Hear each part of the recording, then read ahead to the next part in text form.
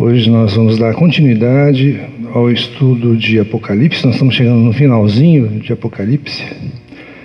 E na última reunião foi bastante abordada a parte espiritual, né? Da Nova Jerusalém, dos novo céu, nova terra, do reino milenar, do que vai realmente estar nos esperando, né? E hoje a gente vai falar um pouco mais, destrinchar um pouco mais sobre a Nova Jerusalém. Vamos abordar aí do capítulo 21, versículo 9, ao capítulo 22, versículo 5.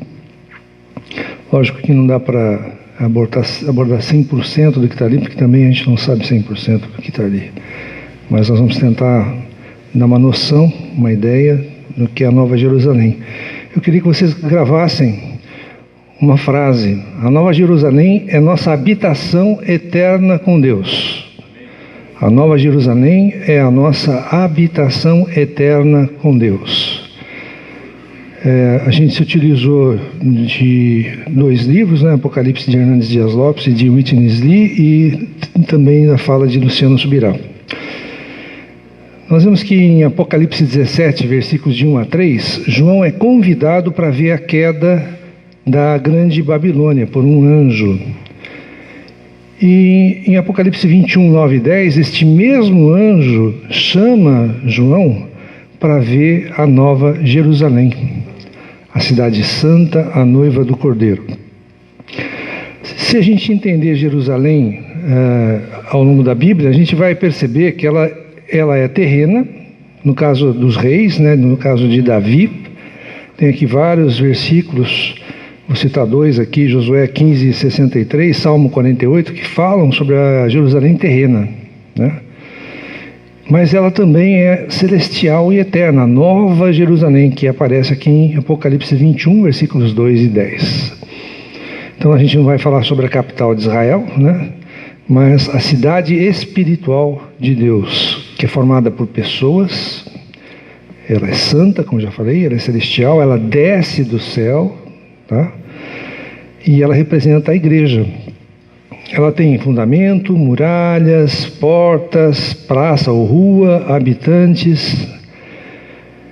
E nós vemos que em Hebreus 11, versículos de 8 a 10, Abraão, por fé, ele obedeceu a um chamado de Deus. Saiu de Ur dos Caldeus, peregrinou, né, pela terra que ele não conhecia, e ele aguardava uma cidade que tem fundamentos, cujo arquiteto e construtor é o próprio Deus. Ele deixou um caminho para nós percorrermos, né, a raça chamada. Em 1 Coríntios 15, 19, ele fala assim, Paulo fala para a gente que se a gente colocar a nossa esperança na vida que a gente tem aqui hoje, na nossa vida terrena, nós somos os mais infelizes dos homens e mulheres, os mais infelizes, porque a gente coloca a nossa esperança no que a gente está vendo, né, na nossa vida terrenal. Já em Filipenses 3:20, fala sobre a nossa pátria que está nos céus, de onde aguardamos o próprio Senhor Jesus Cristo. Nós não conseguimos mensurar, medir a Nova Jerusalém com a nossa mente, né? Não tem como a gente saber o que vai ser realmente, né? A beleza que vai ser. É uma das coisas que o Senhor fala que nem olhos viram, nem ouvidos ouviram, que está reservado para aqueles que o amam, né? E mesmo que a gente viva o melhor de Deus aqui na terra, ainda assim não se compara ao eterno, ao que nós vamos ter. Devemos, lógico, trazer o melhor de Deus enquanto a gente vive aqui na terra, trazer o melhor de Deus para nossas vidas. Mesmo assim não se compara ao que é eterno, e a gente não deve deixar de buscar o eterno. Ou seja, pensar e buscar as coisas que são do alto e não as que são daqui da terra. Nós vivemos aqui na terra por pouco tempo. Irmã Leonor, quanto? 70, 80, 90? Mais que isso é enfado, né? Não passa disso, não é isso? Isso, em comparação com a eternidade, não dá nem para se medir. Não dá para medir. É ínfimo, né? Ínfimo. Nós, quando estivermos lá, já teremos um universo renovado, um novo céu, uma nova terra, como já foi falado. Toda a velha criação, tudo que era negativo já foi queimado, acabou. Temos então uma nova criação, faremos parte da Nova Jerusalém, que descerá do céu para a nova terra, e ela será a nossa habitação eterna com Deus. Nossa habitação eterna com Deus. A Nova Jerusalém é uma pessoa coletiva, é a noiva de Cristo. E para Deus, um tabernáculo, a habitação, para Deus, habitação eterna com o homem. Os povos das nações serão pessoas não regeneradas, mas restauradas e purificadas. E vão viver fora da Nova Jerusalém. Mas vão desfrutar de bênçãos comuns. Não vai ter mais lágrima, não vai ter mais morte, não vai ter mais tristeza, dor, clamor, isso não vai ter mais. Então essas bênçãos, todos vão usufruir, inclusive os povos das nações. Terão satisfação e descanso.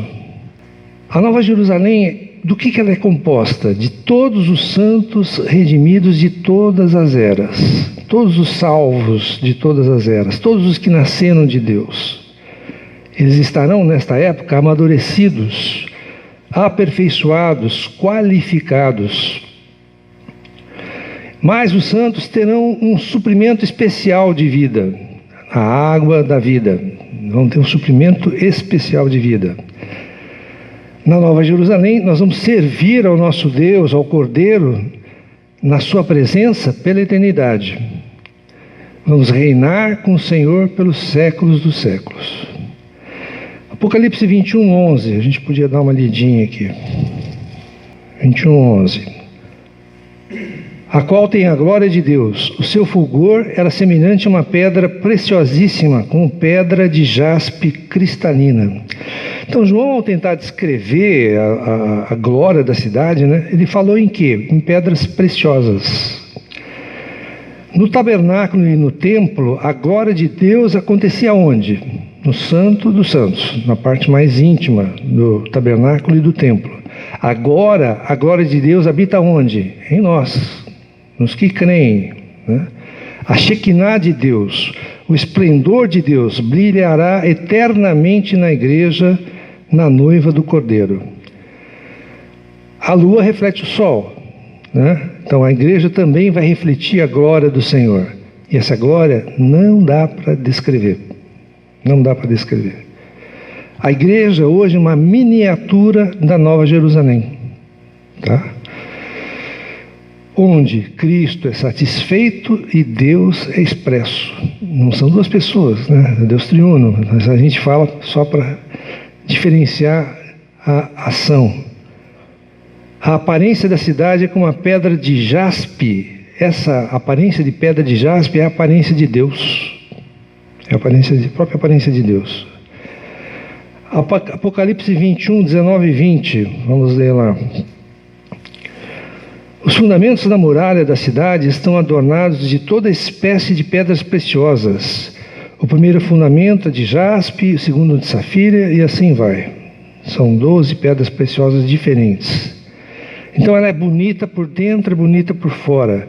E no alicerce da Nova Jerusalém estão 12 pedras preciosas que representam os 12 apóstolos. Representam o Novo Testamento, os crentes do Novo Testamento. Elas não são criadas, essas pedras, mas são transformadas. E todos nós precisamos passar por esse processo de transformação. Então, na Nova Jerusalém, como é transparente, não há nada escondido. A beleza, a riqueza, a esplendor. Os crentes, segundo Pedro, são pedras vivas, em transformação, para sermos edificados nesse edifício de Deus, que é a Nova Jerusalém. Paulo, em 1 Coríntios 3, nos diz que a igreja é lavoura e edifício de Deus. E que não devemos edificar com o quê? Com madeira, feno e palha, mas devemos edificar com o quê? Ouro, prata e pedras preciosas. O próprio Deus triuno, ouro, prata, pedras preciosas. Ouro, Pai, prata, o Filho, pedras preciosas, o trabalhar do Espírito Santo. Porque transforma-nos, Então as pedras preciosas simbolizam o nosso viver, o povo redimido de Deus, regenerado e transformado. Apocalipse 21, 13 e 25. O 13 diz: 3 portas se acham a leste, 3 ao norte, 3 ao sul e 3 a oeste. E o 25: as suas portas nunca jamais se fecharão de dia, porque nela não haverá noite. Então a Nova Jerusalém tem 12 portas para todos os lados. É um quadrado, 3 para cada lado, né? 3 portas para cada lado. Vezes 4, 12, né? 12 é o número da perfeição e completação. Aqui nós vamos ver muito o número 12, o número da perfeição. E aqui, por ser 3 em cada lado, é o próprio Deus triuno ajudando as pessoas a entrar, tá? A oportunidade de entrar é enorme, basta crer, né? Basta crer no Senhor. Todos podem entrar, cada tribo, povo, língua e nação. Não há acepção de pessoas. Pode ser o quê? Rico, pobre, letrado, iletrado, né, analfabeto, pode ser religioso, ateu, pode ser homem, pode ser mulher, qualquer um. Qualquer um pode entrar na cidade desde que seja regenerado e redimido. O noivo diz: vem. A noiva diz: vem. Quem tem sede, beba de graça da água da vida. Então as 12 portas, elas são 12 pérolas, 21, 21. Diz lá, as 12 portas são 12 pérolas, e cada uma dessas portas de uma só pérola. A praça da cidade é de ouro puro, como vidro transparente. Qual o significado da pérola? Como é que se forma a pérola na natureza, né? Tem uma ostra, um grãozinho de areia entra na ostra, fere a ostra, e ela, para se livrar desse grão de areia, para se livrar dessa aflição, desse sofrimento, secreta uma substância que envolve esse grão de areia e se transforma numa pérola, numa pedra preciosa, né? E aí cura a ferida. A única maneira de entrar na Nova Jerusalém é através dessas portas de pérolas, que simbolizam o próprio Cristo, o seu sofrer para que nós fôssemos transformados. Cristo foi ferido por nós. Sua morte, a sua ressurreição dispensa vida para nós, nos regenerando, nos transformando em pérolas para a edificação da expressão de Deus. Então, a única maneira de entrar na Nova Jerusalém é pelas portas de pérolas. Então, pela morte e ressurreição de Cristo. Junto a cada porta tem um anjo. 12 portas, 12 anjos, que são os porteiros, vamos dizer assim. Os anjos, eles nos protegem, não é verdade? Na nossa vida toda eles nos protegem. E ali também eles estão torcendo para você entrar na cidade. E quando você entra, quando você é salvo, eles vibram, né? Eles vibram, eles festejam nos céus. Sobre cada porta, em cima de cada porta, está o nome das 12 tribos de Israel. Então, aqui representando o Velho Testamento, os santos do Velho Testamento, tá? Então, Israel representa a lei do Antigo Testamento aqui nas 12 portas. As comunicações, as entradas da cidade, as saídas estão de acordo com a lei de Deus. Então, os apóstolos representam a graça e as 12 tribos a lei. E Cristo cumpriu totalmente a lei, né? Então, eles têm o seu lugar reservado ali. Há uma única rua, falam praça, mas você pode falar rua também. Uma única rua de ouro puro. O ouro, a natureza divina. Um ouro como vidro transparente. Toda a cidade é transparente. É tão refinado o ouro, tão refinado que ele é transparente. Está no versículo 18. Serve para o nosso andar, para o nosso viver diário. O entrar é pela morte e ressurreição de Cristo. O andar, o viver diário é pela natureza de Deus, pelo caminho, pela rua. A rua é de ouro, o ouro é a natureza de Deus. Então nós entramos por Cristo e andamos pela natureza de Deus. Primeiro nós entramos, depois nós caminhamos, tá? A cidade, ela é formada por todos os santos da antiga dispensação, representado pelas 12 tribos de Israel, e os da nova dispensação, representado pelos 12 apóstolos. Nenhum dos remidos ficará de fora. Nenhum dos remidos ficará de fora. Apocalipse 21, 12 e 27. Vamos lá. No 12. Tinha grande e alta muralha, 12 portas. Junto às portas, 12 anjos, e sobre elas nomes inscritos, que são os nomes das 12 tribos dos filhos de Israel. E o 27. Nela nunca jamais penetrará coisa alguma contaminada, nem o que pratica abominação e mentira, mas somente os inscritos no livro da vida do Cordeiro.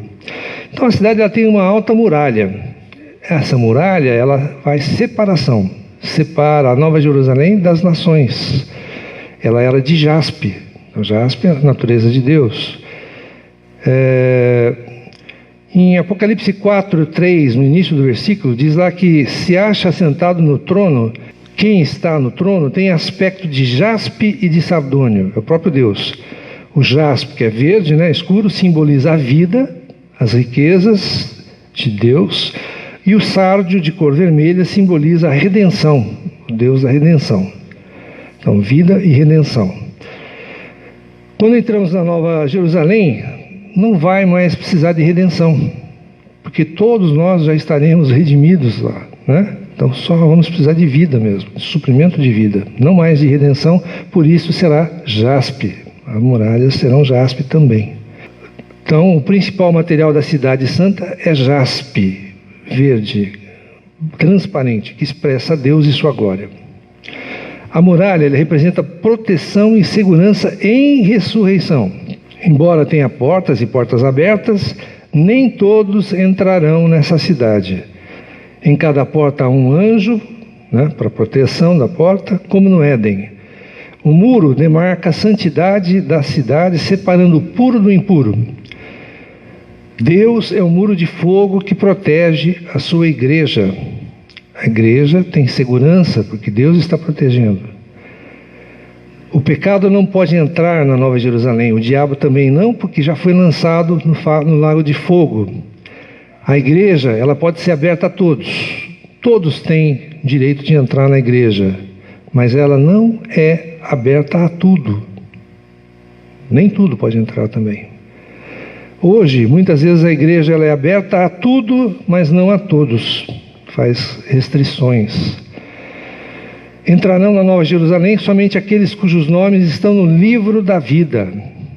Somente os que creem, os que foram salvos, os remidos. Apocalipse 21, 14. A muralha da cidade tinha 12 fundamentos. E estavam sobre estes os 12 nomes dos 12 apóstolos do Cordeiro. Então ela é edificada sobre o fundamento dos 12 apóstolos. Efésios 2:20 também fala disso, da doutrina dos apóstolos, que é a verdade que foi recebida por ele e proclamada, né, ao longo da Bíblia, ao longo dos anos para nós. Cada camada do fundamento, que é uma sobre a outra, é diferente, pois os apóstolos tiveram diferentes ministérios, mas um único testemunho. Diferentes ministérios, mas um único testemunho. Então essas pedras preciosas, diferentes pedras preciosas de diferentes cores, são simbolizadas pela obra transformadora do Espírito Santo.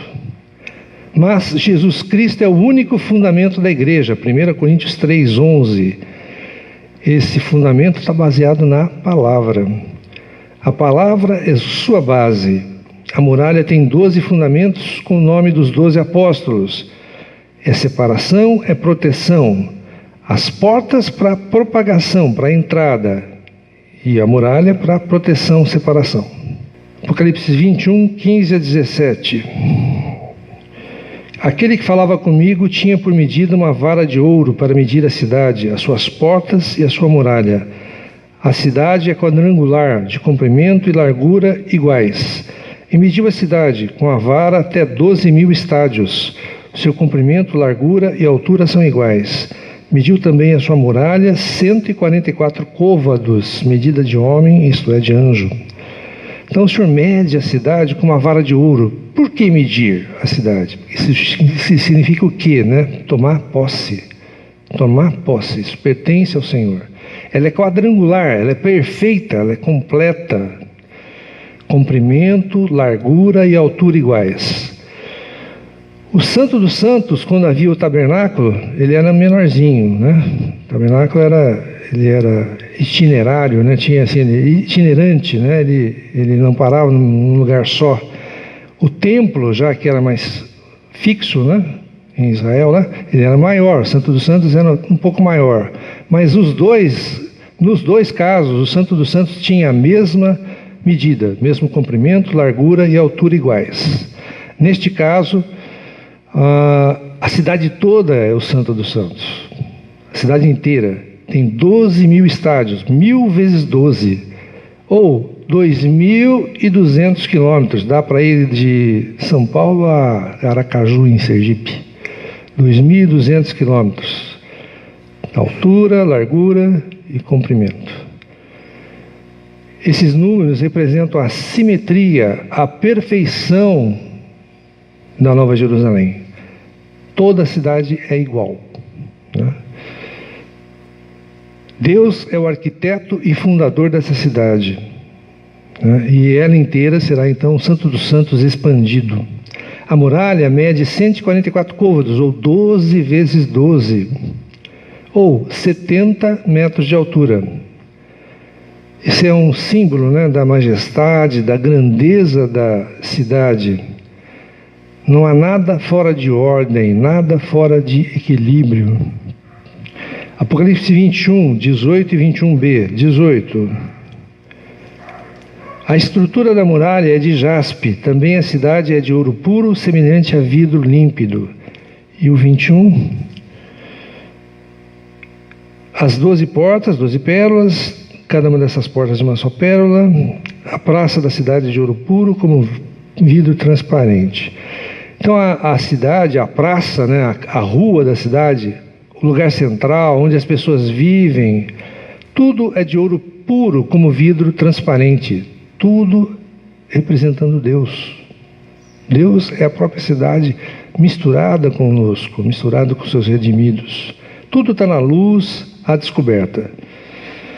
A igreja hoje precisa ser edificada com a natureza de Deus. E não com outro tipo de qualquer de natureza, mas somente com a natureza de Deus. Apocalipse 21, 22 diz assim: nela não vi santuário, porque o seu santuário é o Senhor, o Deus Todo-Poderoso e o Cordeiro. A presença de Deus, a Shekinah de Deus, estava antes no tabernáculo, depois no templo, no Santo dos Santos. Aí o véu foi rasgado quando o Senhor morreu. Aí ele veio habitar na igreja, veio habitar em nós. Nós hoje somos o templo. O Espírito Santo nos enche hoje em dia, né? E lá será a mesma coisa, um amalgamar entre Deus e o homem coletivo, a igreja. Não vai haver templo lá, pois que a igreja habitará em Deus e Deus habitará na igreja. O tabernáculo e o templo serão Deus e o Cordeiro. A cidade inteira será o Santo dos Santos, Deus e o Cordeiro. A Nova Jerusalém é a dilatação e a expansão do Deus triuno. Apocalipse 21, 23 e 24. A cidade não precisa nem do sol nem da lua para lhe darem claridade, pois a glória de Deus a iluminou e o Cordeiro é sua lâmpada. As nações andarão mediante a sua luz, e os reis da terra lhe trazem a sua glória. Então vão ter nações, vão ter reis, e vai ter a Nova Jerusalém. Mas nem o sol nem a lua vão iluminar a Nova Jerusalém, porque ela tem iluminação própria, a glória de Deus. A glória de Deus. Cristo é a lâmpada e a glória de Deus é a luz que vai permear através de Cristo para iluminar a cidade. Então, Cristo é a lâmpada que vai manter a luz da igreja sempre acesa. A igreja vai estar a serviço do Rei, do Senhor. Mas o sol e a lua estarão no novo céu e na nova terra. 21, 24, a gente leu. E essa luz vai ser intensificada até 7 vezes, né? Isaías 30, 26 fala sobre isso. Vai ser uma lua e um sol intensificados. Mas eles não serão necessários na Nova Jerusalém, porque nós teremos a luz divina e não haverá noite. Apocalipse 22, 1 e 2 diz assim: então me mostrou o rio da água da vida, brilhante como cristal, que sai do trono de Deus e do Cordeiro. No meio da sua praça ou da rua, de uma e outra margem do rio, está a árvore da vida, que produz 12 frutos, dando seu fruto de mês em mês, e as folhas da árvore são para a cura dos povos. Então a cidade de Nova Jerusalém, ela é também jardim, ela é noiva. Nós vimos que no Jardim do Éden, ele foi perdido, né? Ele foi perdido, o homem pecou, foi expulso, então ficou inutilizado, mas aqui ele é reconquistado. Aqui o jardim é reconquistado. No Éden, o pecado, a queda, impediu o homem de comer do fruto da árvore da vida. Ele deveria ter comido, mas não comeu por causa do pecado. Ele pecou, desobedeceu. Aqui, o homem pode se alimentar livremente da árvore da vida. No Éden, o homem adoeceu pelo pecado, né? Aqui, pela redenção de Cristo, ele foi curado do pecado. No Éden, ele foi sentenciado à morte. A morte entrou. Aqui, ele toma posse da vida eterna. Então, na praça ou na rua, né, em ambas as margens do rio da vida, está a árvore da vida. Esta árvore, né, segundo os estudiosos, se comporta como uma videira, porque ela cresce longitudinalmente e vai acompanhando o trajeto do rio da água da vida. Essa árvore da vida é o próprio Cristo com o suprimento de vida para nós. A árvore da vida produz 12, número da completação, 12 frutos todo mês. Esses frutos são alimento para os redimidos, para os salvos, e as folhas da árvore da vida para a cura dos povos das nações. As folhas para a cura dos povos. Então a rua, o rio e a árvore estão interrelacionados. Todos representam o próprio Senhor. No Jardim do Éden haviam 4 rios, lembra? Que fluíam em 4 direções. Aqui é um único rio, o rio da vida, que flui por todas as direções também. Ele flui da onde? Do trono de Deus. Do trono de Deus. Simboliza a vida eterna. E por onde passa traz vida, cura e salvação. Tá? Então, o rio da vida é vida em abundância. O centro da Nova Jerusalém é o trono de Deus e do Cordeiro. De lá é que sai o rio, né? O rio da água da vida. Esse trono nós o temos em nosso interior hoje. O Senhor está em nós. Se a gente se submeter à autoridade e ao encabeçamento do Senhor, deste trono, o rio da água da vida vai fluir de dentro de nós. Podemos alcançar as pessoas através desse fluir do rio da água da vida. Esse rio, ele é brilhante como cristal, nos purifica, nos faz ser transparentes, ter discernimento, nos faz conhecer a vontade do Senhor. É um símbolo do Deus triuno, Deus, o Cordeiro e o Espírito. Ele flui no meio da rua. A rua sai do trono, o rio sai do trono, vai fluindo no meio da rua e a árvore da vida alcance e vai ao redor das 2 margens do rio da árvore da vida, levando o quê? Suprimento de vida, levando a autoridade de Deus. Quanto mais andamos, quanto mais agimos e temos no nosso ser a natureza divina, mais suprimento de vida recebemos do Espírito. Então, quanto mais a gente andar no Espírito, andar na vontade do Senhor, mais o Espírito nos transforma, nos enche. Apocalipse 22, 3, 4 diz lá: nunca mais haverá qualquer maldição, nela estará o trono de Deus e do Cordeiro, seus servos o servirão e contemplarão a sua face, e na sua fronte está o nome dele. Então esse trono de Deus é o próprio trono de amor. Deus é amor. Fala da soberania do Senhor, fala do governo do Senhor. A igreja é submissa e fiel a esse Senhor. Vai ter um propósito. Nós vamos ter um propósito lá, servir ao Senhor. Servir ao Senhor. Servir aquele que nos serviu, que deu a sua vida por nós, para nos salvar. Hebreus 4:9 diz que os salvos entrarão no descanso de Deus. Lá vai ser o nosso descanso, descanso eterno. Apocalipse 14:13 diz diz que os salvos descansarão de suas fadigas, mas não deixarão de servir o Senhor. Na Nova Jerusalém, teremos intimidade com o Senhor, vamos contemplar a sua face, vamos estar frente a frente com o Senhor. Essa é a esperança e meta da salvação de cada um de nós, contemplar o Senhor, ter intimidade com o Senhor. Essa é a nossa meta.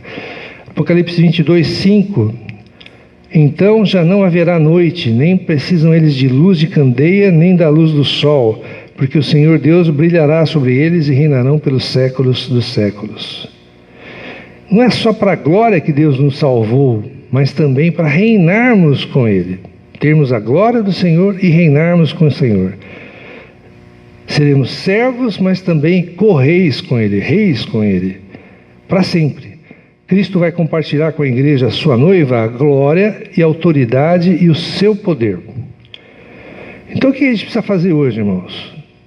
A gente precisa pensar um pouquinho, como é que está sendo o nosso viver?